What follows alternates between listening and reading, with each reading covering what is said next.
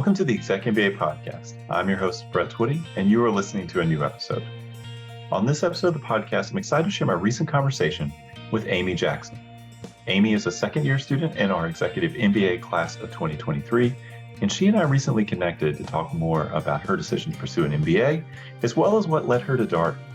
We also talk about her experience in the program thus far, as well as her new role as Chief Early Learning Strategy Officer for Primrose Schools. I think you're really going to enjoy this conversation. So without further ado, here is my interview with Amy Jackson. Amy, welcome to the podcast. Hi there. Well, it's great to have you here on the show. How are things? How are you doing? It's great to be here. Happy Friday. And things are going very well. I am almost a month into a new job, so a little different maybe for me lately, but all good. And you still had time for the podcast. We appreciate that. Know how busy life can be when you're starting a brand new job, and oh, by the way, also doing an executive MBA program at the same time. I'm only in 2 classes this quarter, so. All right, tell us what 2 classes you're taking. I always find it fun just to hear what electives people are enrolled in. Sure, I'm in executive coaching, or the Barbara Millar's class. It's wonderful about being a coach, and leading in uncertainty. All right. Those are two good classes there. So you are on the home stretch. You've got one more quarter and then LR2 and then graduation. Are you excited to be at this point in the program? Oh, I'm thrilled. It's a little bittersweet. I think, there's for sure it's exciting to think about being done and, an accomplishment, but also this realization of, I'm not going to get to spend weekends with 160 of, my great friends now, or, be engaged in some of the learning and conversations that I've gotten a chance to be part of since this program started. And that for me is, I've kind of had a lot of thought lately about how do I keep that going in my life, and how do I purposefully use all the time that maybe went elsewhere, went to Darden before, because I think it can kind of get reabsorbed in maybe not the best ways, but for sure, how do I keep my mind really thinking about some of the really important topics and engaged in learning the way I have been for the last couple of years. That's one of my favorite things that happens when people graduate from Darden. They maybe take a couple months, and then all of a sudden you start seeing all these like education updates on LinkedIn, not related to the fact that they're now Darden graduates. It's like, oh, I've been working on this certificate program. I just completed this cloud computing thing. Like people continue learning. It's as if this program kind of, I guess, kicked off some sort of general interest in continuing to learn, develop professionally, whatever the case may be. Right. I don't know what's next for me in that regard. I don't know that law school's in the books, but we'll see. No promises. But that's truly what I've loved about this. I just love about learning in general. And so it's a little bittersweet. Well, tell us more about you. Who are you? What's your background? Sure. So, I think everyone comes to Darden maybe definitely everyone comes with a unique background, but I certainly felt that way when I joined. So I started my career as a teacher. I was a kindergarten teacher and moved into 4th grade, moved into administration, and through just a handful of changes in my life, I married someone who was in the Army. And so that led us to a bunch of different moves early on in my career. And it took me out of the classroom and kind of at my first intersection with education and business when I moved into consulting. And I was doing consulting work directly in schools, but it was a for-profit organization. And that led me to a whole bunch of different connections. And then I ended up working in ed tech. And now I work for a very large franchised early learning center organization. So it's about 500 today early learning centers around the country that are independently owned franchises. And I work on the corporate side of that in their strategy and overseeing their education team. So I've had a really interesting career so far, I think. And I felt like, coming to Darden, I might be different. And, so I learned that everyone has an interesting path in their career. So I'm not that special, it turns out. But for sure, I come to it definitely identifying as an educator first. And on a personal side, I have two little girls. I have a 4-year-old and a 7-year-old, and recently, not recently anymore, but about 2 years ago, moved to Charlottesville. And because my husband got out of the Army, so we decided to really plant our roots here in Charlottesville because we love it here. So you moved to Charlottesville. I imagine it sort of lined up with the start of your executive MBA program, if I'm doing the math right. Very much so. So we decided on Charlottesville. I actually think I can remember this pretty exactly. We decided for sure we were looking at a few different places in the country, came together one night and said, like, it's for sure Charlottesville. And the following weekend, I applied to Darden. And, then however long it takes to be accepted after that. So yes, I was committed to Darden before we had a house, before we had a place to live, before we really knew anything. But I kind of had this idea that an MBA felt right for me, and I'm so excited about what I found in the Darden program. And then it just really sealed it, and quite honestly made me that much more excited about the move.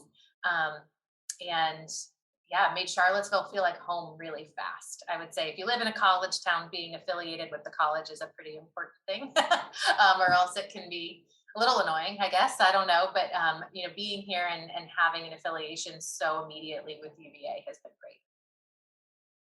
Well, talk to us about your decision to pursue an MBA, because you mentioned identifying as an educator, obviously spending time in the classroom, and then a consulting role, all this kind of education work.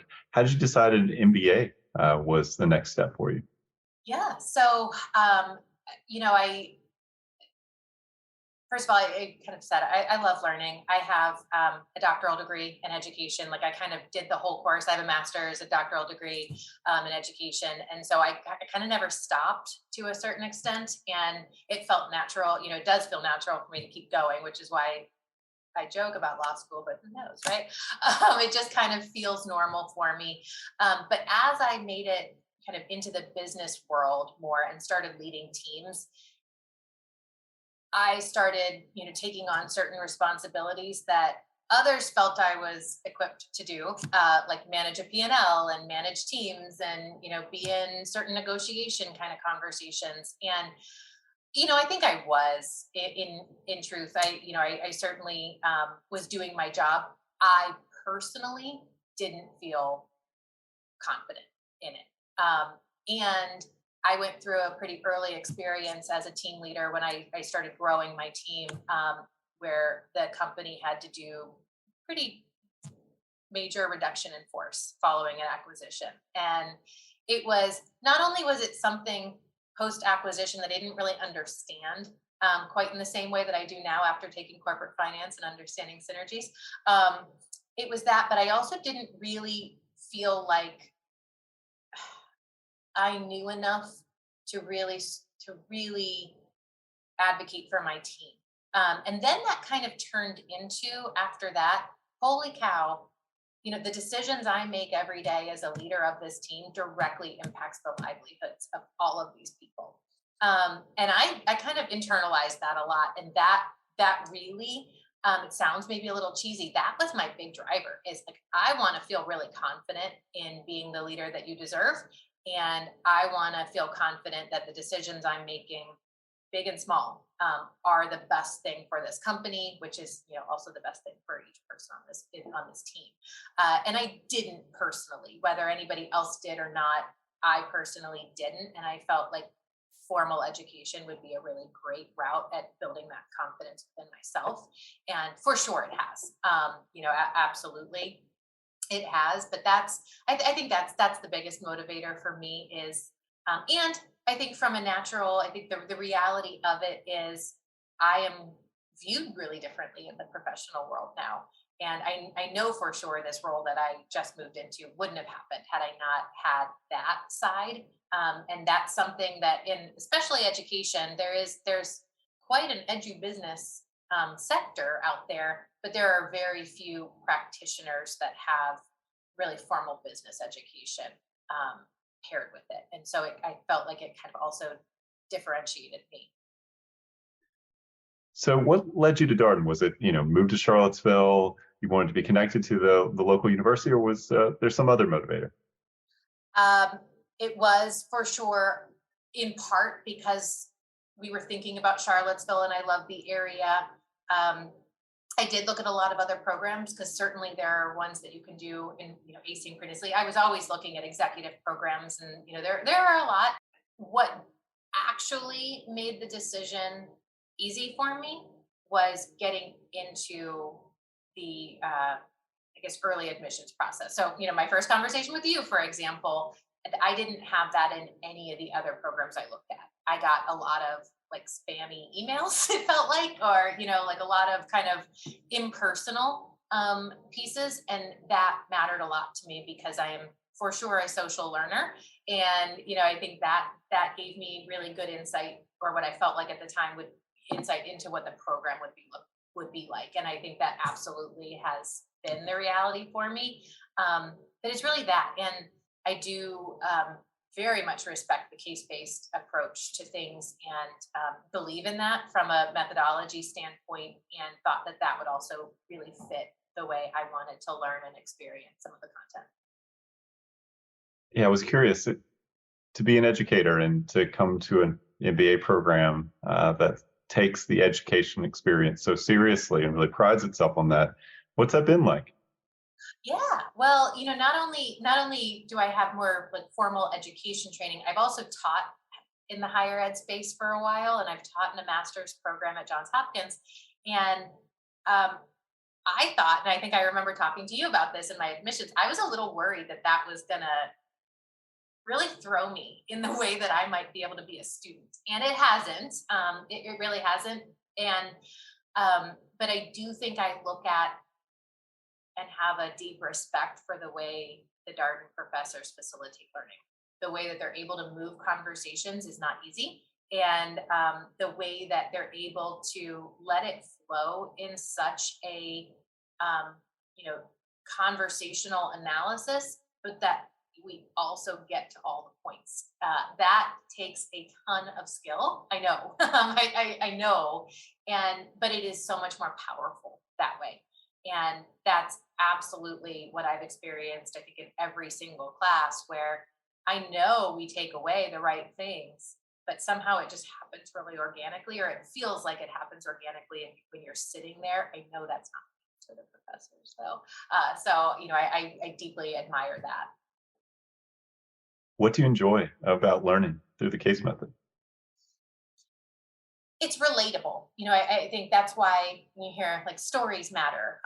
People think in stories and they learn in stories. It's that, right? It's something where you can kind of, even if it's not your space. I kind of joke. Someone said like, "Oh, you'll get a case that like matches your industry." I have not yet. It hasn't happened yet. But there are so many pieces where I can say like, "Oh, I've had something like that happen," or "I remember hearing about that story," or like, my cousin works in that company, and somehow you can kind of form a connection, and then all of a sudden you're that much more interested in it.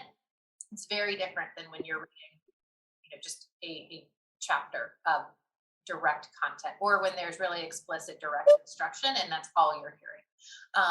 So that to me is, I think, the thing that I love is the connection that you can feel naturally to it. And you mentioned being a social learner, this kind of element of, do you feel like you're somebody that needs to talk it out or have that sort of back and forth with a classmate, or what does that mean to you? It To me, social, yes. Yes, I do better when I'm able to talk about it with somebody, and you're immersed together in a problem. That's kind of at the core of what the case really is, and everybody thinks about every problem a little bit differently, and there's a lot to learn about there. So when someone looks at the same problem that you are and sees a different side of it or sees, for sure a different solution and interprets both things differently than you do, that's a really powerful learning experience. And, for sure there are these nuances of like, oh, I didn't even think about that.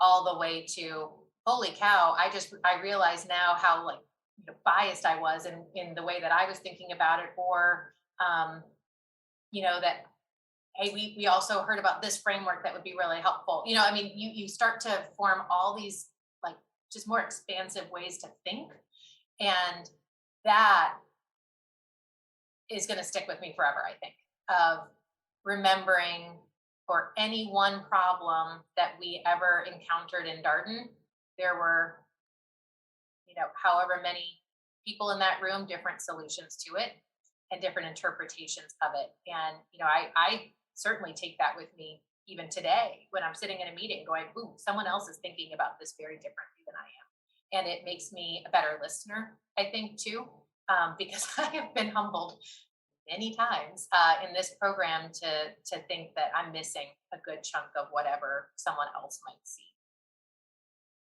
So you come to Darden, you're a brand new MBA student. What was the biggest adjustment or the biggest adjustments for you over the first few quarters? Um,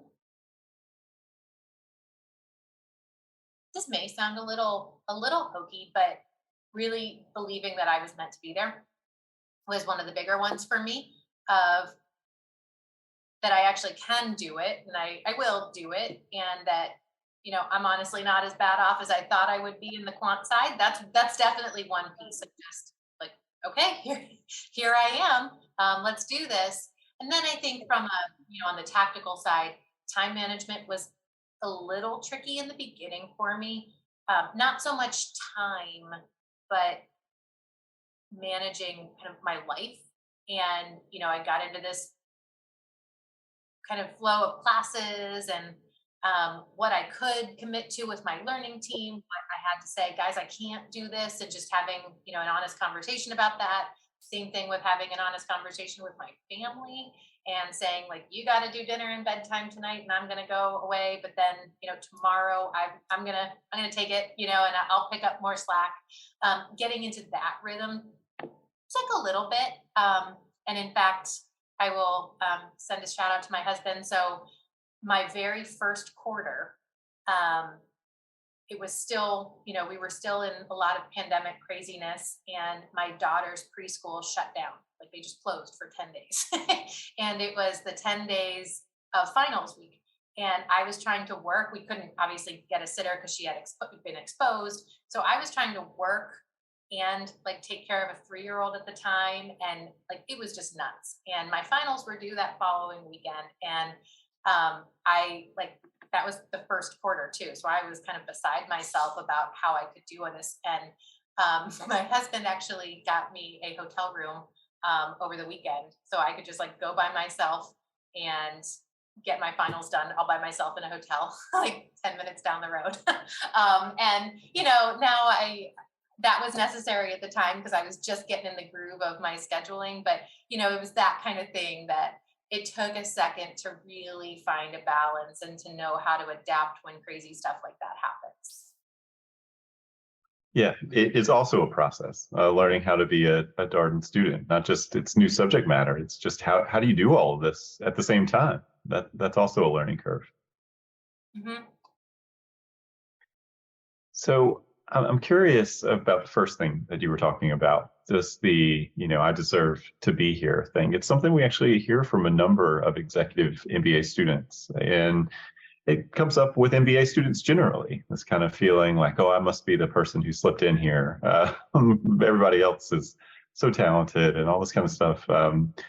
What really helped you get over that hump, Amy, do you think, in sort of that feeling? I'm curious. Oh, getting to know people. Just getting to know people. And I think it's so easy to kind of stereotype what you think is an MBA student or someone who has an MBA. And, that stereotype that I had in my mind does not fit anybody I know today. I knew it didn't fit me, but it certainly hasn't fit anybody else I've met in this program either. And kind of joke, it was easier once the masks came off, to really get that and see it. But we've had so much fun, I would say, and having that kind of just relationship and friendship with people is I think what really helped me, and to see how committed. And I think this is in large credit to the environment that Darden establishes for people, but um, how supportive everybody is of each other, and how quick we are to cheer each other on, and to just go out of our way to help. Were you expecting to have a lot of fun in your executive MBA No, program? not this much fun. I've actually had to like set boundaries on my fun. So no. I have to institute a personal rule of going out one night every OGR, not both. I love that point. There's too much to be had. Um, One of the things I think is true, if I'm wrong about this, please do correct me, but I feel like there's a solid core of folks down in Charlottesville who drive up together for the weekend residencies. Am I right? Yes, we have called ourselves the Mom BAs, because for some other than one, I think there's 8 or 9 of us in Charlottesville, and all but actually I'm sorry, all but 2 are women. And yes, I've been lucky enough to be part of a little carpool, and electives have thrown our carpool schedule for a loop. So a little less of that, which I miss, since electives have started and our schedules are different. But I very much value those 2 hours up and 2 hours down, because we prep a lot on the way there, talk about a lot of key things. I'm like, what did I miss? Like, what's going on? Help me explain or help me understand this. I think we did a lot of that early on. And then always the way back is, just fun stuff and talking about restaurants and decompressing from a weekend. And that's also huge here. It has been for me, to really not only get to know those ladies better, but just to feel, more a part of the program, and to feel more comfortable around everybody. So I want to talk about your new role. Like many people, I get all of my professional update news from LinkedIn, and I saw that come across. And I was like, "Gosh, we got to have Amy on the podcast. Talk about how all this happened." So you start the program, you're doing one thing, and now here you are, close to the end of the program. You've got a new role. Talk us through that process. How did that come about? Mhm. So, well, I will. I'll start and say, I never would have thought that I would have changed roles in the middle of this program. And for anyone who did in the very beginning, I remember thinking like they've got to be nuts, and how could they possibly? And I joined the program with a pretty big job. I was a vice president at an ed tech company and had a very large team. And it did grow actually during the time in the program. And so I was really rooted there and happy. My organization was acquired in April of this past year, and that led to honestly even better opportunity. I love the organization. Had really grateful for the space they found for me and the teams that I was able to continue working with and start working with, for some new teams. But a executive recruiter contacted me, and just I'm always open. I think that's good practice, just to always have an open mind, and answer the phone sometimes, and learned a little bit more about the organization and the role, but also realized through one of our classmates that another classmate, Taylor, his mother, is connected with the organization, and so right away kind of connected with him, and he connected me directly to her. So, I do think it is the Darden network that comes through once again, because I don't think I would have had quite I don't think I would have come to the interview process with the same clarity about the organization, for one thing.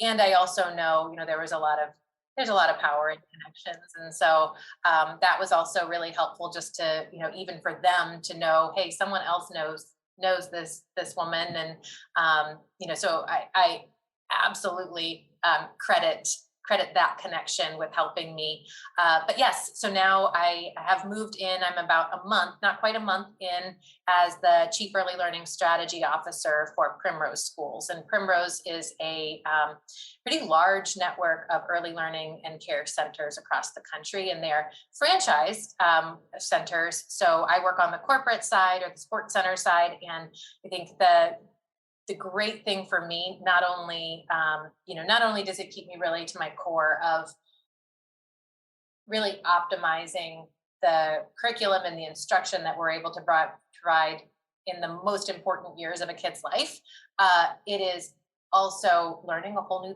other side of a business. I've never worked in a franchised organization before like this, and I think the dynamic of that is fascinating. And I'm also from a how much early education and early care sits right at the center of our economic and workforce and all sorts of things for our entire society. It's fascinating to see a business model that underpins that is quite honestly very effective. And so that's been that I think that's another thing that really drew me to this role.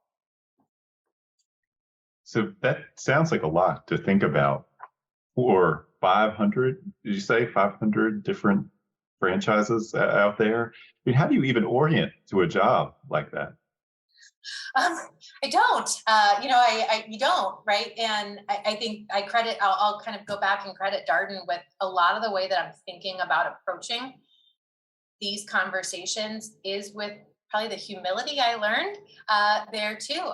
It's all about people. It's all about respecting the brilliance that they bring, the context that they have that I don't know, and at the same time coming to it and saying, I see you, I hear you, I admire everything you've done. I'm new here. Like, what are we going to do together? And I do think that's a style that I hold close to, in terms of a leadership approach, but it's also definitely something I've honed here because I think that's at the kind of very essence of a lot of not only the cases you read, but also the way that you interact with other people. Kind of back to what I was saying earlier of, I've kind of learned you might be right about something, but you're also a little bit wrong about it too, no matter what. And, I think I always keep that in my mind. And now thinking about everything that I need to learn, being pretty clear, asking for that grace and asking, for patience. But at the same time, also, really reassuring people that I'm here to learn, and you've got my commitment, that I'm gonna work until, I'm never gonna stop, right? Or I'm never gonna stop learning, and I'm here to be a force for good. So I think those are the biggies for me right now, and that at least, in this organization, I have been just so incredibly impressed and thrilled by how open people are and how warm of a welcome I've gotten so far. It has to be interesting doing that kind of work anytime, but particularly at this moment, it feels like there's a lot of focus on early childhood development, early childhood education. I feel like, hasn't Kate Middleton also taken this up as one of her causes that she's really focused on? I think I saw that on the news the other day. Yeah, we're best friends. She got that idea from me. No, I think it's huge. It's really huge, and there's for people who are, actually, I would argue most people, it's hard to walk into a preschool and not feel that energy. Also, at the same time, feeling the weight of, holy cow, that is our country's most vulnerable population, and we need to do right by them. And and we also need to run an effective business to do that. And there again is also something that I certainly have learned here about doing good while doing well is really at the heart of, again, the kind of little sweet spot I've found at the intersection of education and business, that I think those two things have to go together for us to do this right. It's interesting your point about, your typical MBA student. I think oftentimes people think about the typical MBA in the world and they don't always think about the doing good and doing well piece of it.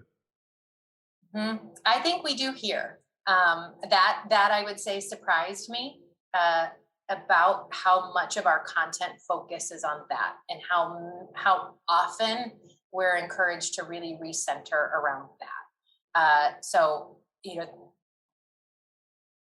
I'm pleasantly surprised by that, but I guess, in hindsight now and in my experience in companies, um, one doesn't come without the other either way, and I know for us on, in the education side, if we stop doing the right thing for children, our business will suffer. And if we focus only on what we think is going to be right for our business, the children, will suffer, which then in turn, hurts our business. And so, I very firmly believe when we talk in the Darden space, we talk a lot about your stakeholders, right? Managing what is best across stakeholders is maybe a little cleaner in the education space because, again, you do right by kids, you do right by your business in this market. But I think it's a good analog for pretty much every business. I feel a little bit more confident about going into any other sector with that as my guide too, and feeling pretty confident about that. Do you still get into the classroom? Do you miss teaching in that way? I was there last week. Okay. Yes, that's huge for where I am in learning and getting to know folks across the organization. And I absolutely want to and need to have a presence in schools. But yes, I don't think I can do my job well without that.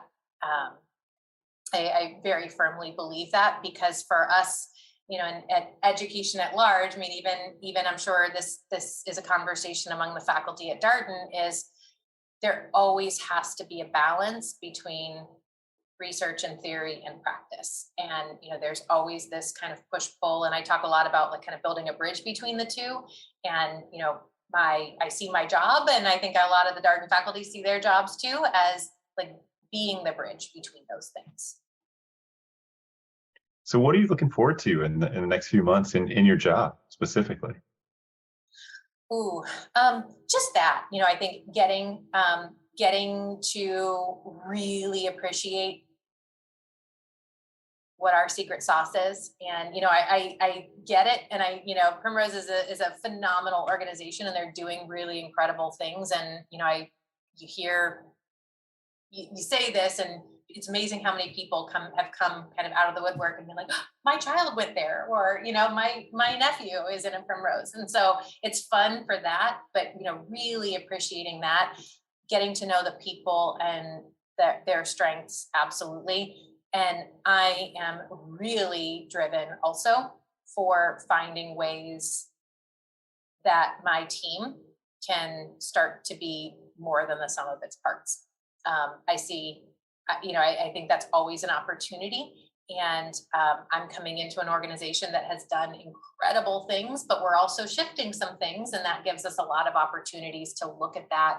And, I've been pretty clear with the team, use my newness as the chance to raise some things that you think need to be discussed and to think about things differently. Because I can promise you, I'm not coming in with a bias, and let's open it up, right? We've got this great opportunity for it. So I think that's also creating space for people to think really big about where we should be going next.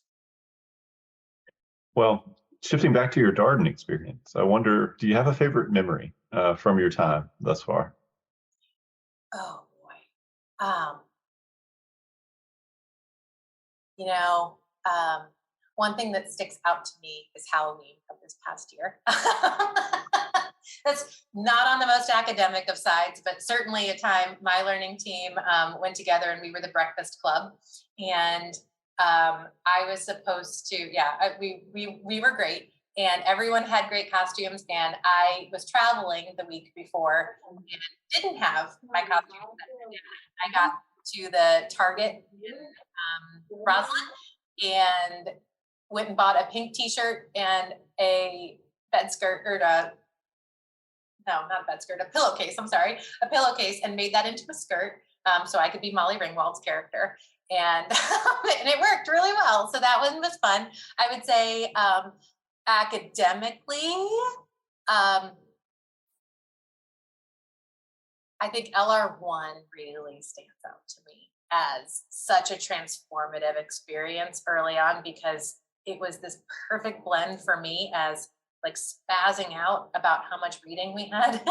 And you go through all of these different classes and it's all this different content and your head is just spinning.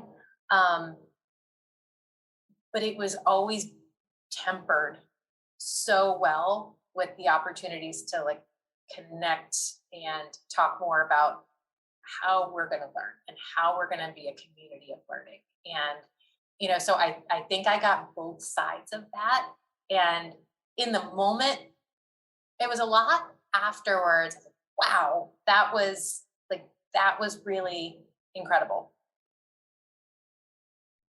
Well, I can tell you, it's not every day on the podcast where we get to talk about Molly Ringwald and LR1 all in one fell swoop. So I wonder, Amy, you got a little bit more time left in the program. What's on your Darden bucket list, so to speak? Hmm. I think like the pinky swear to everybody that I feel grateful not only that the one specific connection that really changed my life, but I feel really strongly that I've got a huge group of people that I know would help me and always be there for me professionally, personally, whatever. I guess kind of the pinky swear to make sure everybody knows that about me as well. And I've had a handful of opportunities already where I've gotten to, be a reference for somebody or connect them with somebody. And it's so great. It feels so good. And I trust that that's going to be the case forever with folks. But, just really, really firming some of those bonds with people and, you know, yeah, making sure that we've got all the right connections. And I do feel good about that right now, but I think that'll be a huge theme in the next few weeks that we have together.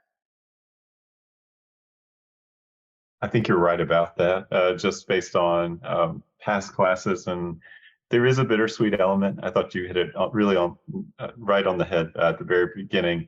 We talked about this particular moment. You start to get a sense of, well, excited to be done, but man, I don't know if I don't know if I don't know if I'll get to be with this same group of people in the same place in the exact same kind of way, and that's that's a wonderful thing, I think, and for that to happen for executive MBA students. I think when I talk to prospective students, so many of the questions about time and schedule, and when you talk to people on this end of the experience, they're not talking about time and schedule. They're talking about friendships and relationships and community, and that's fantastic.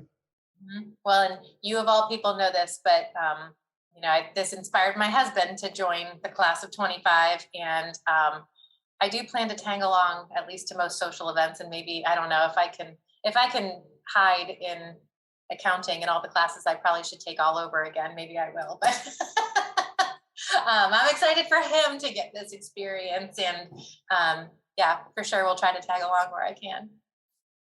Well, last question for you here, Amy. What's a piece of advice, something you would encourage our prospective student listeners to consider as they embark upon their MBA journeys? I would say find the joy in it. There were certainly some times where I had to dig down deep, because it felt like there was a lot going on. And when you're at this stage, where I am, I look back on it and think like, gosh, I wish I could get that back again, and I didn't realize it then, but like, wow, what an incredible opportunity. And so for me, I kind of think about it of like, find the joy in whatever it is. I mean, some of it's really obvious, and then when it's a beautiful Saturday at 5 o'clock and you're sitting in class and you can look down onto the Georgetown Harbor or whatever and see all the people sitting outside, find the joy in your space right there. Because that's something I kind of had to train myself to do too. But, I think keeping in mind, you're never going to get it back, and this is hopefully the only MBA these people are going to do, right?